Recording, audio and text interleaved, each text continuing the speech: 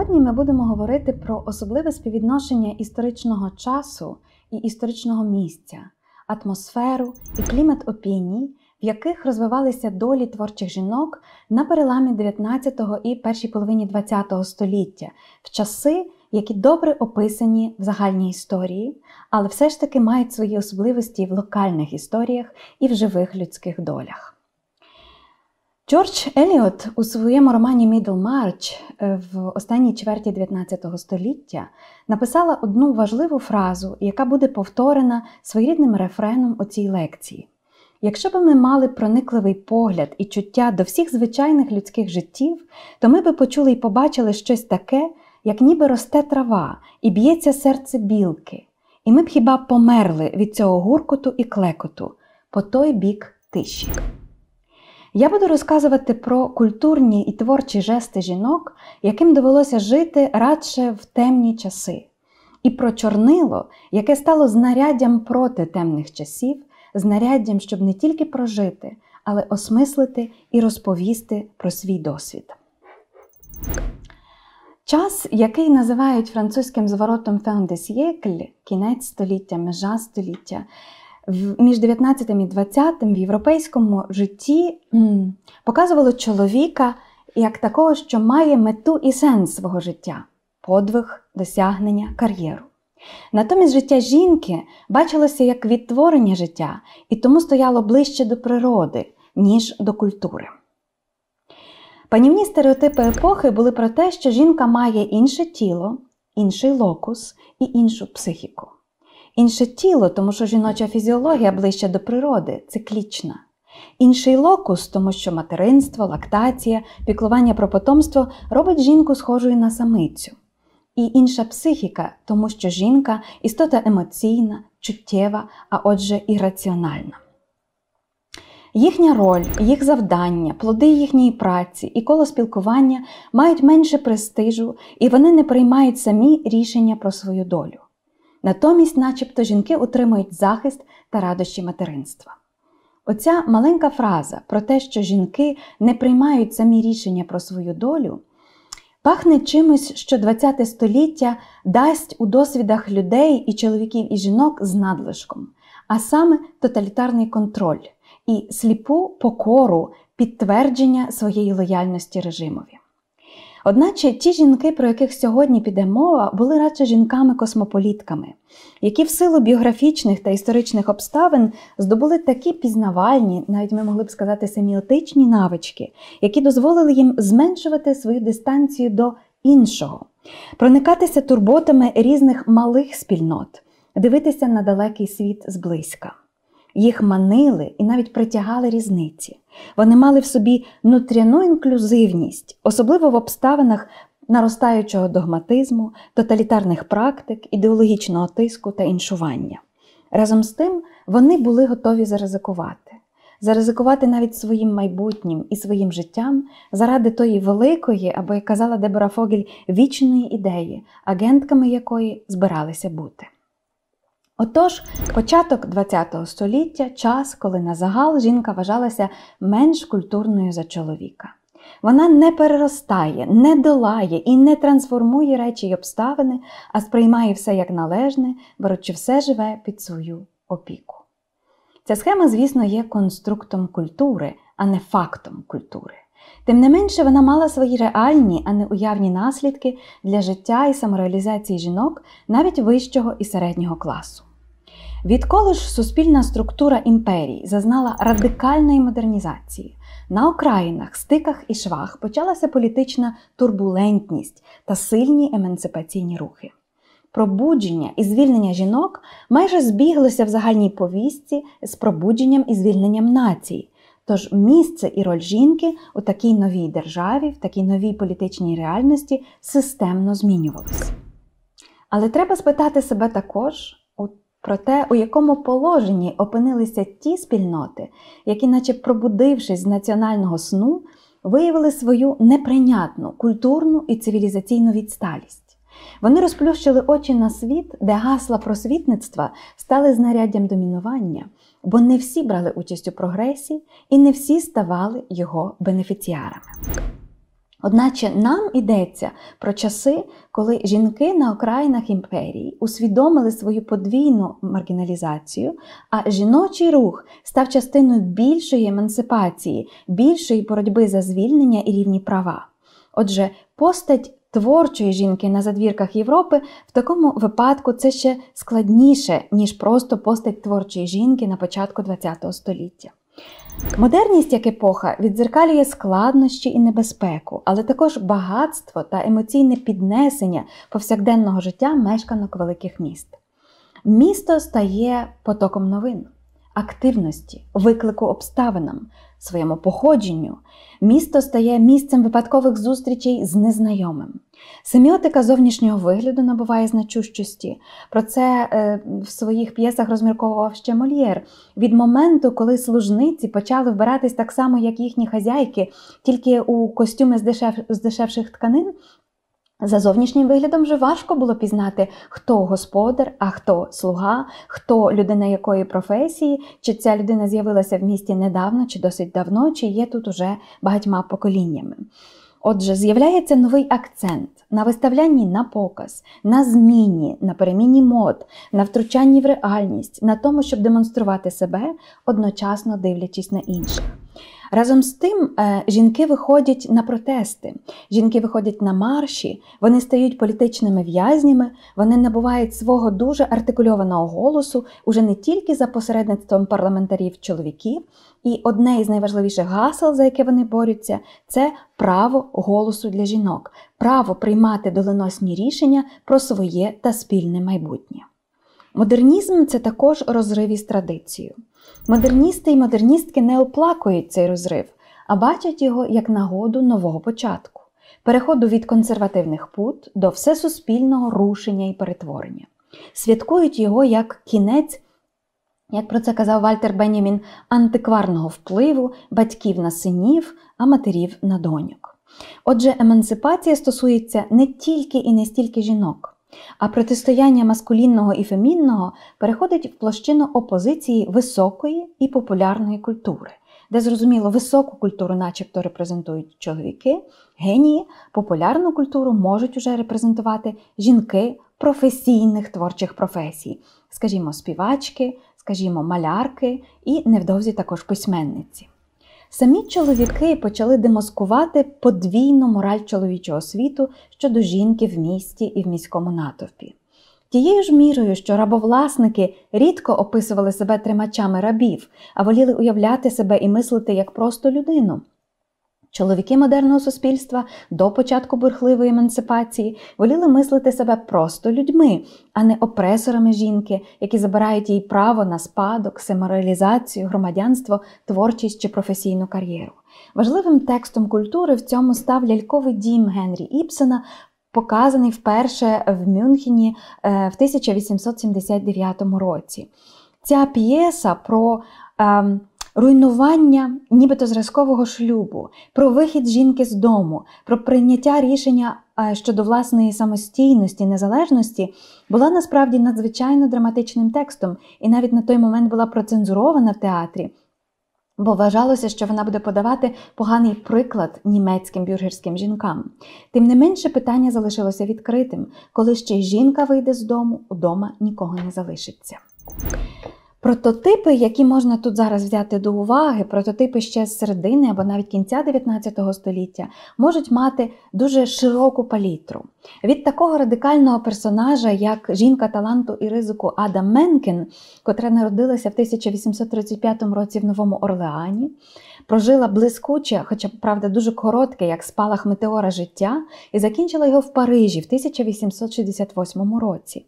Вона встигла зіграти на сцені чоловічі і жіночі ролі, зокрема роль гетьмана Мазепи у постановці відомої поеми Байрона. Вона була також прекрасною наїзницею, вершницею. Вона була одна з перших жінок в Америці, хто почали не просто заробляти, а заробляти великі статки своїм творчим ремеслом. Вона сама обирала свою долю, вона сама обирала своїх партнерів і вона сама обирала місце для своєї самореалізації. Наприкінці 60-х вона хотіла підкорити також британську і французьку сцену, що в принципі їй вдалося. І спогад про неї, якийсь такий особливий фльор Аде Менкен, залишився у богемі кінця 19-го, початку 20-го сторіччя, і, скажімо, свою біографію пізніше, дуже в схожій манері до Ади, оповідала українська поетка єврейського походження Раїса Троянкер. Натомість обдаровані жінки середнього класу і доброї освіти саме тепер, на початку ХХ століття, перестають чекати, щоб їх хтось відкрив, щоб якийсь літератор, психолог чи мандрівний дослідник описав жінку як проблему. Жінки починають наративізувати самі себе. І почався цей процес не з культурних столиць, як можна би було сподіватись, а радше з європейських задвірків, напівколоній. Одною з таких напівколоній якраз і була Галичина. У структурно схожих, культурно та інтелектуально насичених, багатомовних, нестоличних повільних містах, таких як Краків, як Прага, як Вільнюс, як Львів. Разом з тим їх можна назвати також невротичними ландшафтами, бо були вони включені у панєвропейську мережу кризи старого порядку, масової еміграції, ризику і невідомості. Модерність – це такий час, який обіцяє дуже багато. Але разом з тим треба пам'ятати, що не тільки десятки тисяч людей приїжджають щороку до великих міст, щоб знайти там нову долю, нову професію, нову самореалізацію. Але ж також тисячі, а може й десятки тисяч виїжджають з міста назад у місця свого походження, як зламані, здесперовані, нещасні люди, часом навіть інваліди, які тепер уже не мають більше нічого, від яких модерність забрала все, плюс до того забрала мрії. Усі три жінки, про яких далі піде мова, хоч і розминулися в історичному часі, але не розминулися в просторі. Ніхто з них не народився у Львові, і могили жодної з них тут не знайти. Але Львів став для кожної драматичним внутрішнім ландшафтом, містом, де все зав'язалося вузлом, конкретними адресами і важливою сценою письма. Вони втілюють складні відповіді на три питання. Чого коштує бути жінкою в часи високого модернізму? Чого коштує бути вільною жінкою в догматичному суспільстві? І врешті, чого коштує бути жінкою, яка переростає і трансформує свою культуру, середовище і мову? Якраз ті догани, які Гегель і потім гегельянці ставили як догану до жінки. Жінка – не трансцендентна істота, вона не перетворює і не переростає. От модерна жінка почала створювати, перетворювати і переростати. Перша із наших сьогоднішніх протагоністок мала ім'я Дагні Юль, потім Дагні Юль Пшебишевська. Вона народилася на території сучасної Норвегії і з походження вважала себе норвежкою в 1867 році, коли Норвегії не існувало на політичній карті світу. Оскільки і до Швеції, і до Данії, як до місцевих імперіальних держав, у родини Юль були певні претензії, коли підійшов час вчити своїх двох доньок, батько сімейства, який був відомим лікарем, віддав їх на науку до Берліна.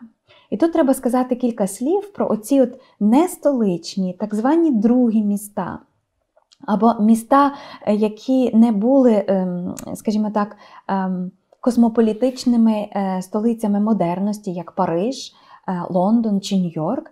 Ці другі міста, до яких можна зарахувати також і Відень, і Берлін, їх можна побачити як місця більшого взаємлення, більшої солідарності отих ідентичностей, котрі є відкиненими у титульних імперіях.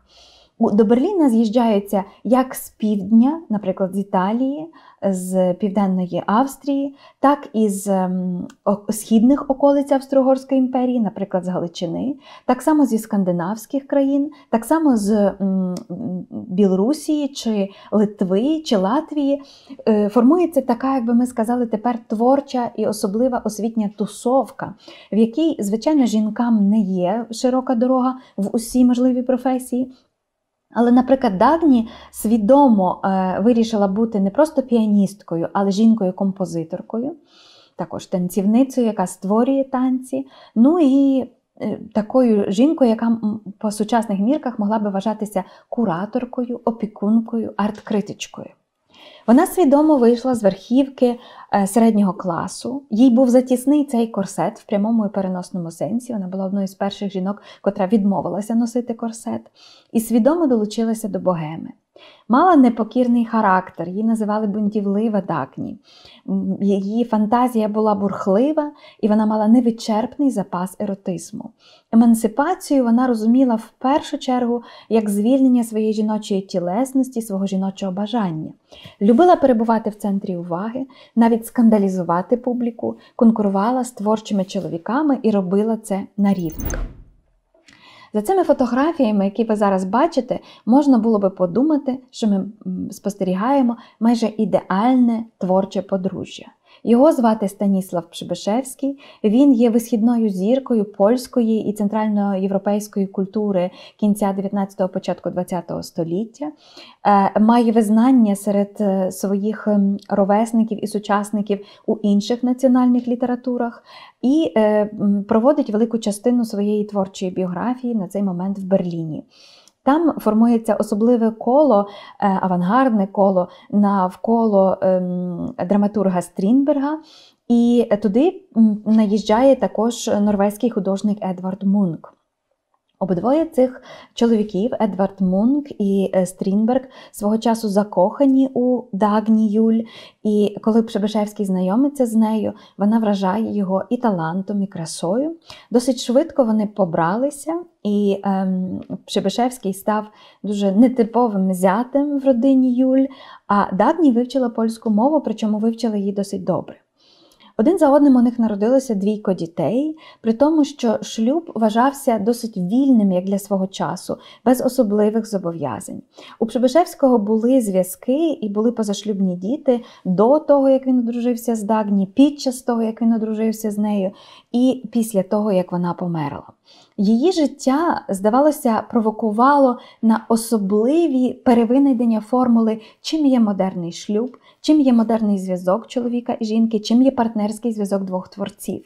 Вона перекладала твори свого чоловіка німецькою і норвезькою, він перекладав її тексти польською. Вони видавали разом журнал «Життя», в якому, до речі, дебютував у літературі Василь Стефаник.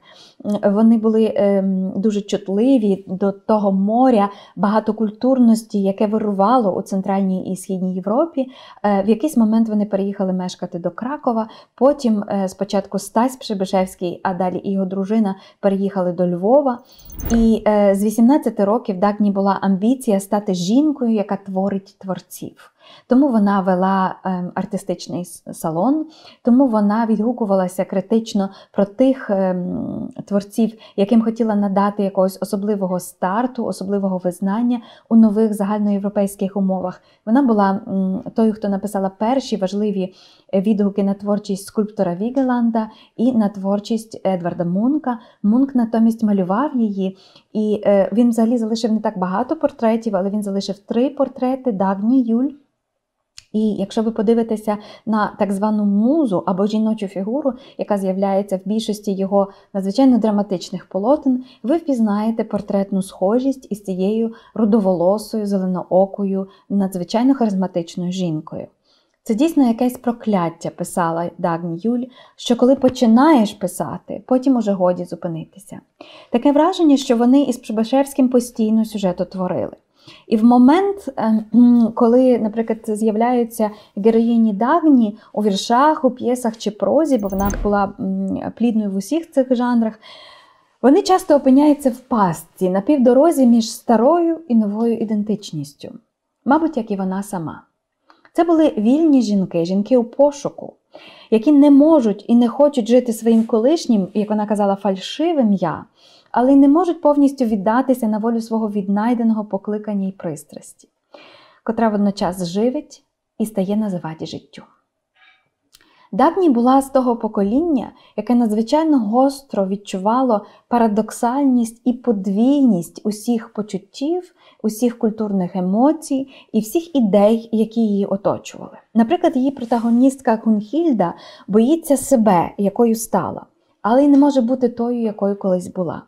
Як зрізані квіти, ці жінки не стають вільними, хоч вони можуть тепер мандрувати в букетах, але швидко відцвітають і в'януть у своїй мандрівці життям. Вони люблять мовчання, бо, як пише Дагні, в їхніх головах лунає забагато голосів, але бракує того, яким можна про себе розказати.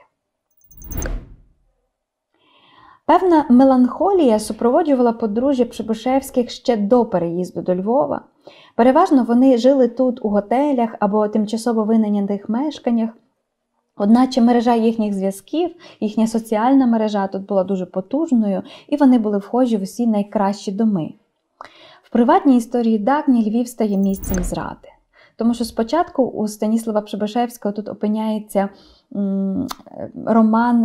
відкривається роман із художницею, одною з дуже відомих постатей Львова того часу, Анелією Паюнківною.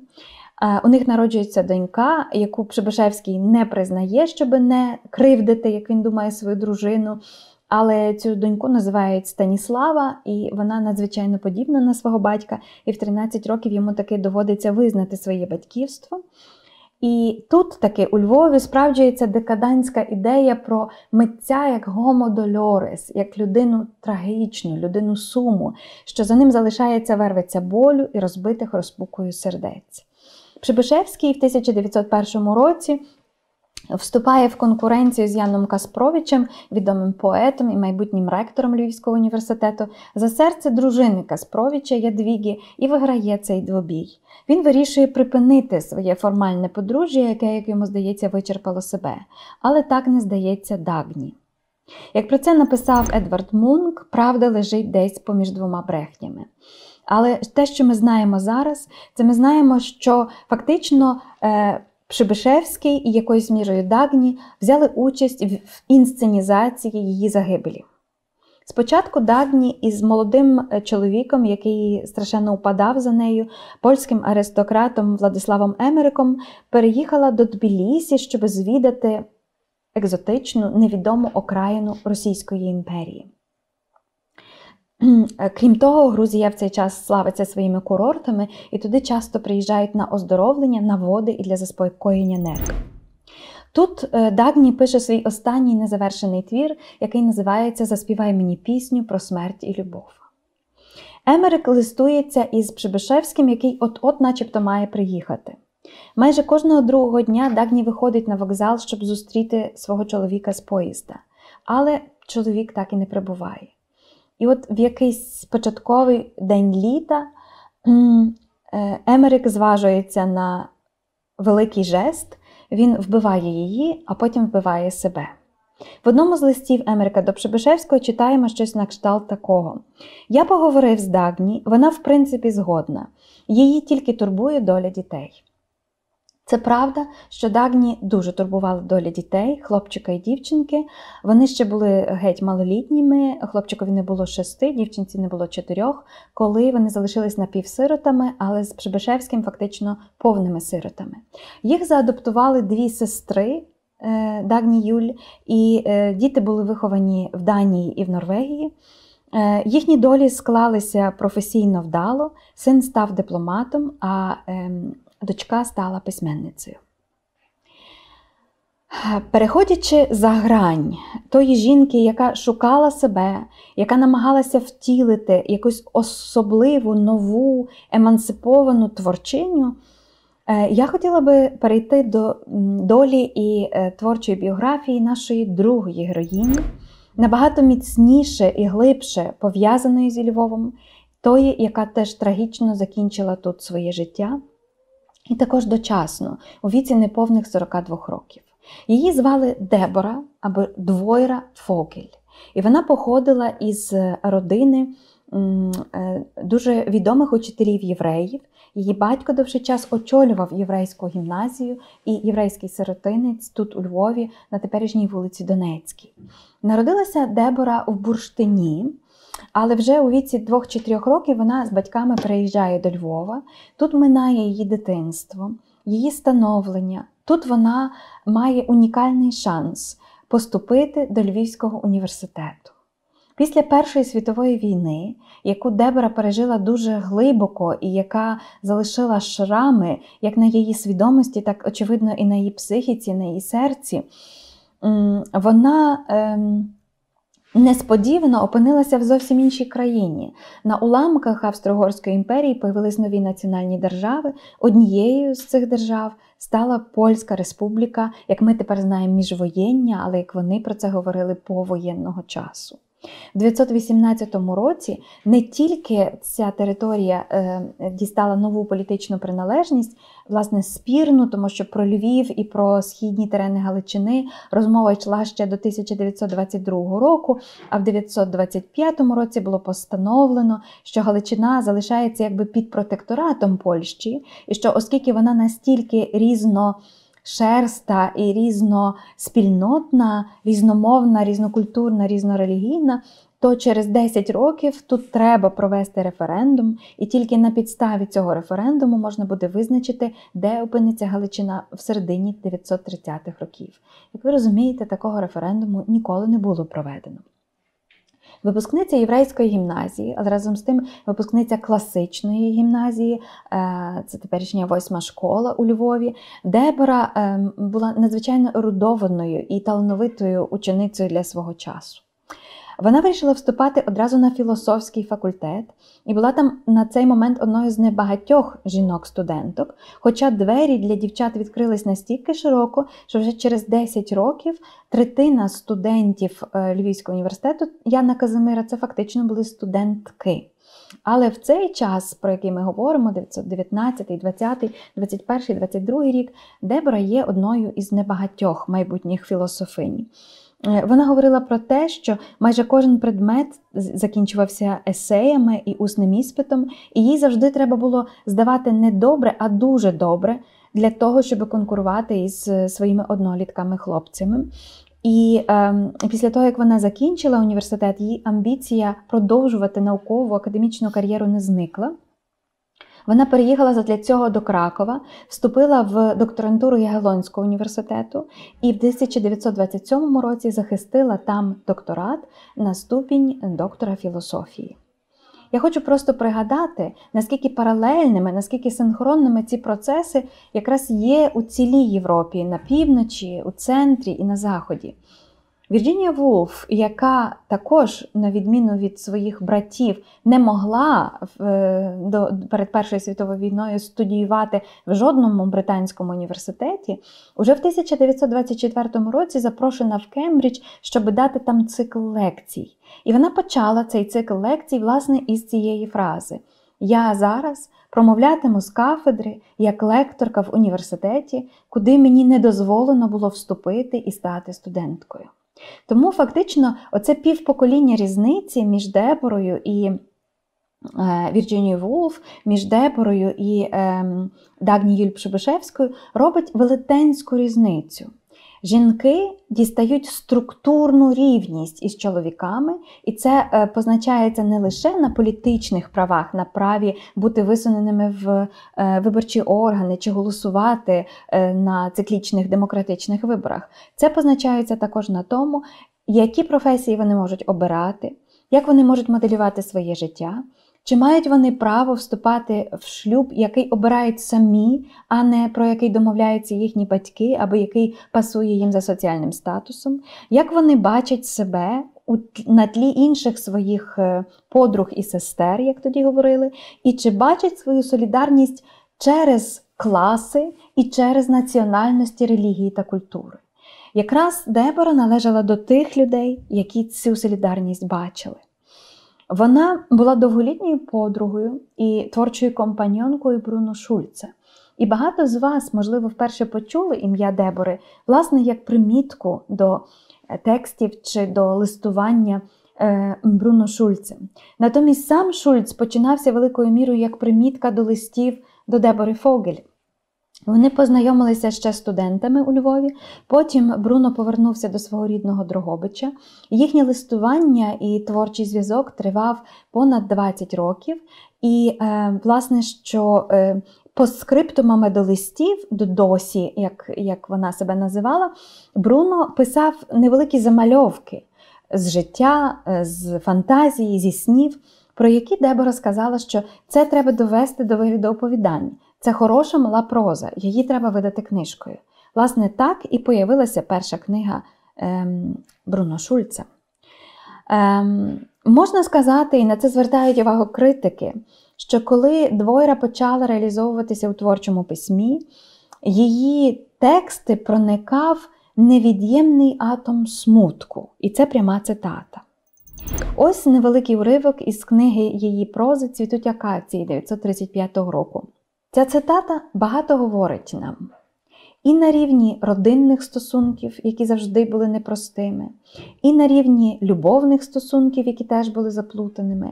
Але ще більше вона говорить також про життя і співіснування всередині національних спільнот і у міжнаціональному просторі, яким була на цей момент Східна Галичина. Коли ви подумаєте, що Дебора виросла у традиційній сіоністській родині, що з дому вона знала, і очевидно, що вдома говорили прекрасно польською, але також вчилася івриту. І от в кінці 920-х років вона робить свідоме рішення перейти у мові творчості на їдиш, на мамелошен, на матірну мову. В цей момент їдиш навіть в самій єврейській спільноті має славу вуличної мови, мови простолюдинів, мови, яка не надається до літератури, а тим більше до літератури модернізму. І запозичуючи оцю абсолютно гегелівську діалектичну ідею, Дебора починає уособлювати надзвичайно важливий, радикальний авангардний жест. Взяти щось, що вважається дуже простим, навіть низьким, навіть кітчевим, і піднести його на нову височину, зробити з нього оцей стрибок над прірвою, який дасть майбутнє, дасть певний прорив і імпульс чомусь, що начебто завмирає, чомусь, що наче повинно залишитися в усному вимірі.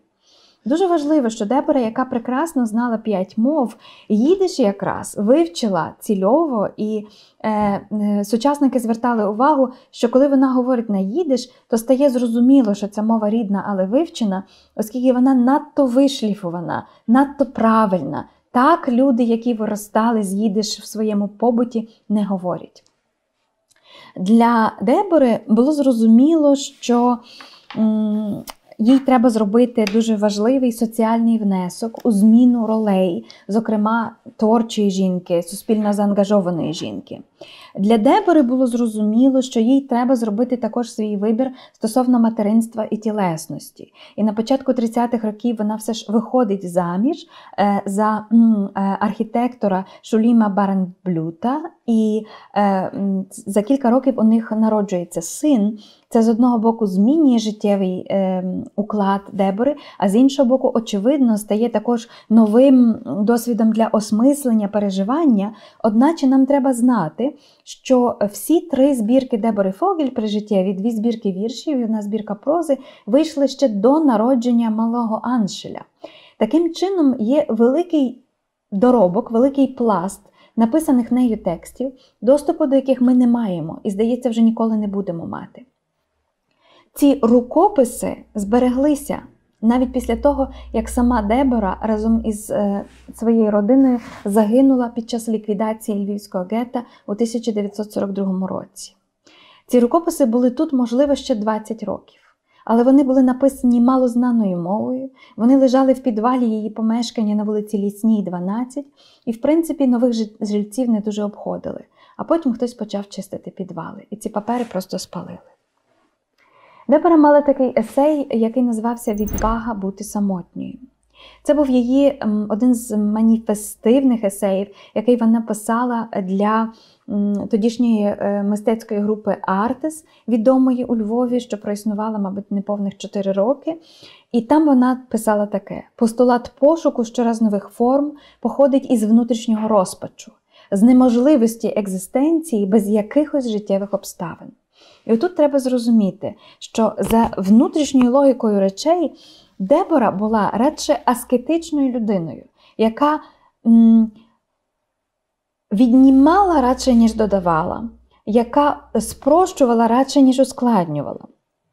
Вона була прихильницею так званої досконалої недосконалості. Її дуже цікавив шум вулиці, голоси вулиці, так званий урбаністичний фольклор. У свої дуже заавансовані складні тексти вона вплітає прямі цитати із шлягерів того часу, із Батярської говірки. І разом з тим вона приходить до розуміння того, що факти соціального життя мають пряме входження в культуру своєї епохи. І дуже важливо, щоб факти соціального життя у текстах співіснували. Те, що ми вважаємо стидким і чого хочемо позбутися, і те, що ми бажаємо бачити як взірець. Високе і низьке, правильне і не зовсім. Можна сказати, що в своїх аналітичних розвідках Дебора приходить до такого визначення стилю, який вона називає фактореалізмом. І цей фактореалізм нам буде потрібен трохи далі. Її переймає також діалектика локальності та універсальності. Вона одна з перших дає проникливу критику картин Марка Шагала, і вона говорить про 3 фази цієї діалектики локальності та універсальності. Перше – бунт проти народництва і фольклору, який вона сама пережила. Тоді творчий пошук в чужому та іншому середовищі, для неї це польським. Для Шагала на цей момент це російське. І повернення до витоків у новій якості. В кінці 920-х років Дебора Фогель мала щасливі шанси подорожувати Європою із сходу на захід і з півдня на південь, їдучи в гості до свого рідного дядька, равина Стокгольма, пана Еренпрайса, який дуже цікавився вихованням своєї племінниці, дуже сприяв її інтелектуальному розвиткові і був зацікавлений також листуватися з нею. І частина листів Дебори до свого дядька, власне, збереглася. Таким чином, ми бачимо в ній оцей бунт проти єврейського народництва, сліпе поклоніння традиції чи сліпе повторення, наслідування не цікавило її. Тоді вона має цей творчий пошук у чужих середовищах, назвемо це так, але вже в середині 930-х років при створенні Єврейського музею у Львові з приватної колекції Мавриція Гольдштейна, Дебора Фогель стає кураторкою цього музею, опікункою експозицій сучасного мистецтва, зокрема артисівських виставок, які вона там робить і які сама опроваджує. Вона надзвичайно цікавиться тим, як традиція, як культурна спадщина передається в майбутнє, як відбувається ця трансмісія і чи відбувається вона. Отже, ще з одного боку варто сказати, що і Дебора Фогель, і її найближча подруга ще зі студентських часів Рахель Ауербах, яка вирішила не залишатися тут у Львові, а перенестися до Варшави, який вона вважала кращим середовищем для мистецького інтелектуального розвитку, зокрема розвитку жінки. Разом ці 2 подруги прийшли до висновку, що емансипація може іноді йти хибним шляхом, приховувати хибне відчуття свободи. Ось чому не краса з настановою вчитися, розвиватися і брати діяльну участь у громадському житті може дати жінці більше, ніж так звана краса, писала Дебора. Це не означає, що вона була некрасивою жінкою, але це означає, що вона вважала, не там лежить цінність жінки і не на плеканні тільки свого фасаду чи своєї фігури має акцентуватися справді повнота життя. На щастя чи на нещастя ми бачимо, що навіть в сучасній культурі жінки надають значно більшої ваги і значно більших зусиль плеканню своєї зовнішності. Отож так стається, писала Дебора Фогель в своїх будинках з ритмом, що в сірих і ніяких просторах фабрик сукна і скла, паперу і металевих виробів, що скрізь там виробляють теплу і еластичну матерію самого життя, і солод, енергію, що краплями цідиться з душі людини вже 7 години сірого ранку, наче досконала машина, яка переробляє липку нудьгу і повільність світу на твердість і на події. Вже якийсь час у щораз іншій фабриці наставала біла тиша. Спочатку важка й липка брила, потім, згодом, ставала ніби сумна і безформна паперова маса. На вулицях було видно людей, в яких було забагато часу, і які вже забули, як виглядає пригода зі втомою. Ви скажете, що це просто експресіоністичний мазок? Про що цей текст? Це один з найкращих описів безробіття, який я знаю в світовій літературі. Це фрагмент Великої депресії. Це 933 і 34 роки, коли на обох континентах, і в Європі, і в Америці, Канаді і Сполучених Штатах, кількість безробітних помножується в геометричній прогресії, і діти стоять з плакатиками «Будь ласка, дайте моєму татові роботу». У 1939 році, у вересні місяці, війна прийшла до Дебори Фогель вдруге за одне життя. І та друга війна також виявилася світовою. З цього моменту майже все в її житті змінилося до невпізнання. Галичина поділилася між нацистською окупацією, яка заполонила Краків, і радянською окупацією, яка заполонила польський Львів. Дебора стала частиною допомогового комітету, яка приймала біженців із західної частини Галичини на східну. Ми знаємо, що у місяць з середини вересня до середини жовтня 939-го єврейське населення Львова збільшилося на 20 тисяч, а може і того більше. І біженцям бракувало всього. Їм треба було харчі, їм треба було теплі речі, нічліг, робота, і опіка над старшими і молодшими. Усім цим зайнялася Дебора Фогель. Фактично виходить, що своє творче я вона на цей момент винесла за дужки. Одначе радянська влада манила і цікавими перспективами. Дебора, як авторка 3 опублікованих книжок, як досить знана поетка і мистецька критикиня, що публікувалася по обидва боки Атлантики, могла претендувати на вступ у радянську спілку письменників. Одначе від цієї ідеї вона відмовилася. І саме те, що вона не стала членом спілки письменників, відрізало її від можливості евакуації разом з радянською номенклатурою у червні 1941-го, коли на ці землі знову прийшов нацизм. Далі все розвивалося дуже стрімко. Дебора розуміла, що її світ іде до кінця. Разом із своєю вже старіючою мамою, чоловіком і сином вона опинилася у львівському гетто, їх позбавили можливості мешкати у своєму мешканні на Лісній. І про те, коли саме вона загинула і при яких обставинах, ми знаємо від її близького друга, художника Генріка Стренга, який ілюстрував усі її прижиттєві видання. Він вижив у Голокості на фальшивих паперах під іменем Марек Влодарський, і він залишив прямі свідчення про те, що, прибираючи на території гетто, він знайшов їхні тіла і поховав, але могили ми не знаємо. Таким чином, жінки, про яких я зараз розказую, наче залишили величезний слід у цьому місці, але пам'ять про них, повернення їх відбувається дуже поступово.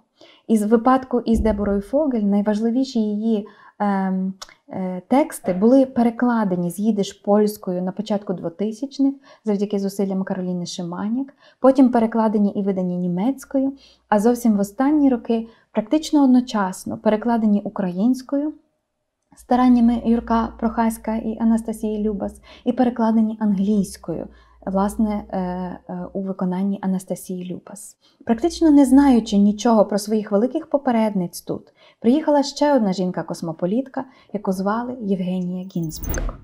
Я говорю про неї як про антирадянську комуністку.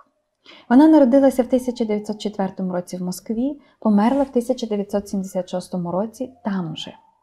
Із біографічної довідки можна було б подумати, що ця жінка народилася і померла в одному тому ж місті, в одній тій же країні, проживши на сталу як москвичка 72 роки. Але ні. Її траєкторія життя, на жаль, і траєкторія її жіночності, професії і громадянства в Російській імперії, потім в СССР, куди трагічніша. Вона була дитиною благополучної і дуже заможної родини аптекарів, які невдовзі після її народження переїхали до Казані, і Казань стала, власне, її родинним містом. 918 рік і 2 революції в Росії в 17-му році відкрили для неї двері Московського університету. Вона закінчила філософський факультет Московського університету, написала декілька статей, проявила себе як надзвичайно мисляча і цікава науковиця, і повернулася в Казань викладати у Казанському університеті, де познайомилася із своїм майбутнім чоловіком, топовим партійним працівником, другим секретарем обласного комітету Комуністичної партії Казані, і вийшла за нього заміж. Все складалося абсолютно безхмарно, і вона продовжувала будувати свою соціалістичну утопію і розказувати про неї своїм студентам. Поки одного разу, в кінці 1933 року, до неї не прийшли з арештом. І вона не знала цього, прийшли з арештом також на роботу до її чоловіка. Маленький син залишився сиротою, батьків було репресовано, і те, що далі Євгенії довелося пережити, скажімо так, попереднє життя ніяким чином до цього її не готувало. Може, найкраще, що сталося, це те, що в момент, коли вона попала в одиночну камеру на Луб'янці, якраз спеціальним наказом відмінили тортури для жінок-в'язнів. Вона провела в одиночній камері більше року. За цей час вона пригадала всі вірші, які знала на пам'ять зі шкільної і університетської програми, але також почала писати свій щоденник, який потім в неї конфіскували. Але принаймні початок цього щоденника утвердив її в думці, що колись вона має описати і осмислити свій досвід. Це сталося набагато пізніше, оскільки Євгенію Гінзбург було засуджено на 10 років ув'язнення і 8 років поселення на Колимі. І вона повернулася до цивілізованого, великого культурного життя справді через 18 років. В неповних 30 вона пішла по етапу, а повернулася в європейську зону Росії, а потім вже і Радянського Союзу, 48-літньою бабусею. Коли через 9 років вона вперше отримала доступ до дзеркала і подивилась на своє відображення, вона не впізнала саму себе. Не тільки чужий, але й власний досвід нас остаточно не навчив. Ми, зечки, які колись намагались прогнозувати своє і спільне майбутнє, виходячи з раціональних причинно-наслідкових зв'язків. І так само недоступною була нам логіка, точніше алогізм, лиходійства і розлюднення. Внутрішньо я давно зрозуміла, що в нашому світі зв'язка причин і наслідків більше не працює. Але ні Кафки, ні Орвела я тоді ще не читала. Це уривок із тексту, який називався «Крутий маршрут». І треба сказати, що у цього роману є львівська адреса. Коли Євгенії Гінзбург дозволили поселитися на території європейської частини Радянського Союзу, то ні до Москви, її місця юності і народження, ні до Казані, її родинного міста, Євгенію не пустили. А пустили поселитися у Львові, новознайденій окраїні Радянської імперії, яку треба було якраз русифікувати, і куди, в принципі, як в цей момент звозили інтелектуалів із інших також гулагівських історій. Так тут опинилися деякі професори університету, політехніки, консерваторії та інші. Євгенія працювала як журналістка і друкувалася в таких важливих московських журналах, як, наприклад, «Новий мір» і «Юність» під псевдонімом Є. Аксьонов. Такої персоналії не існувало. Аксьонов – це було прізвище її чоловіка, Є – це був її ініціал. Пишучи і збираючи в себе вдома дисидентів, і знайомлячись також з українським політичним підпіллям, яке було у цьому місті, Євгенія приходить до висновку в середині 60-х років, на піку так званої хрущовської відлиги, що вона повинна написати роман про своє життя, і цей роман, власне, було названо «Крутим маршрутом». На мікроплівках сфотографовані чернетки цього роману було через італійського кореспондента, надійного друга, передано на захід, у великий світ, за залізну завісу. І цей текст вийшов в італійському перекладі і в російському оригіналі у 1966 і 67 роках. Це було на 6 років раніше, ніж «Архіпелаг ГУЛАГ» Солженіцина. Те, що зробила Євгенія Гінзбург своїм письмом і своїм життям, важко поєднати із авангардними, богемними, надзвичайними експериментальними пошуками Дагні Юль чи Дебори Фогель. І, очевидно, за естетичними критеріями ці тексти також не були такими. Але абсолютно ясно, що і за іншими критеріями такі тексти треба міряти.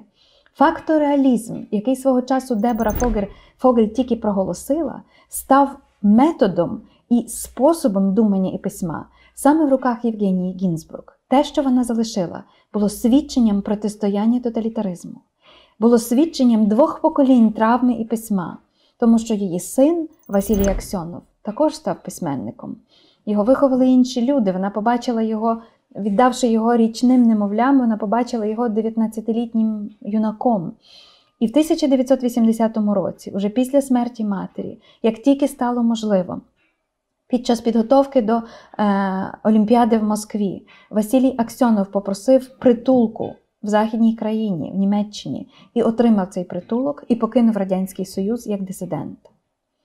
Можливо, найважливіше, чим би я хотіла підсумувати, це те, що тексти і Дебори, і Дагні, і Євгенії пережили своїх творчинь, повертаються до нас зараз у перекладах і в оригіналах, в екранізаціях і в нових культурних інтерпретаціях, у виставках і спеціальних проектах, віртуальних і реальних.